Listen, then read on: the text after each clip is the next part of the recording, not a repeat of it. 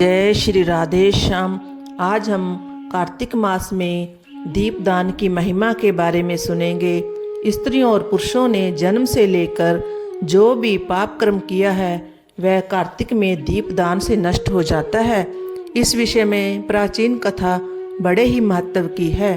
प्राचीन काल में द्रविड़ देश में एक बुद्ध नामक ब्राह्मण रहता था। उसकी स्त्री बड़ी दुष्टा और दुराचारी थी। उसके संग दोष से पति की आयु क्षीण होकर वह मृत्यु को प्राप्त हो गया। पति के मर जाने पर भी वह उसी घृणित कर्म में लगी रही। लोक निंदा से उसे तनक भी लज्जा नहीं आती थी। उसके ना तो कोई पुत्र था और ना भाई था। वह सदा भिक्षा के अन्न का भोजन करती थी।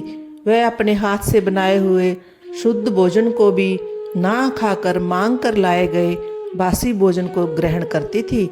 तीर्थ यात्रा से भी वह सदा दूर रहती और उसने कभी मंदिर में जाकर कथा प्रवचन भी नहीं सुना था। एक दिन भ्रमण करता हुआ कोई तीर्थयात्री विद्वान ब्राह्मण उसके यहाँ आया। उसका नाम कुत्स्य था।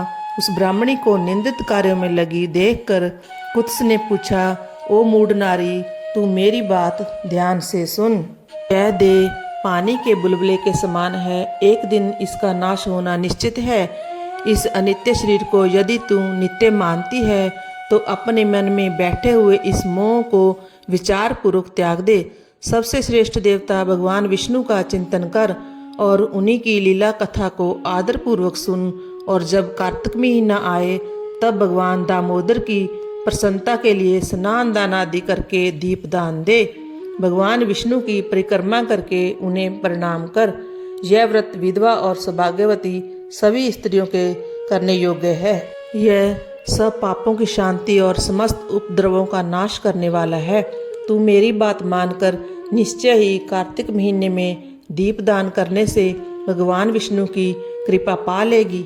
ऐसा कहकर कुछ ब्राह्मण तो चला गया और वह दुराचारी ब्राह्मणी भी पश्चाताप करती हुई इस निश्चय पर पहुंची कि मैं कार्तिक महीने में अवश्य व्रत करूंगी।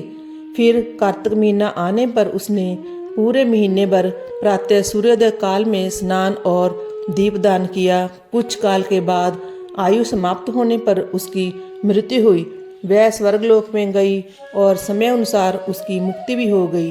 कार्तिक व्रत में तत्पर होकर भी जो व्यक्ति दीपदान के इतिहास को सुनता है और स्वयं भी दीपदान करता है वह अवश्य ही मोक्ष को प्राप्त कर लेता है।